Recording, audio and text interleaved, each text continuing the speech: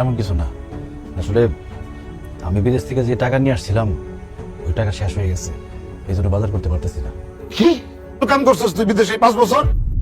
বাড়িতে একটা বিল্ডিং তুলতে পারলি না, তোর বোনটারে বিয়া দিতে পারলি না। হ্যাঁ, আরে আমি তো মনে করছি 1 কোটি কোটি টাকা নিয়ে বাড়িতে আইছে। বাড়িতে এসেছিস তুই 4 মাস হয়েছে, এর মধ্যে তো টাকা শেষ।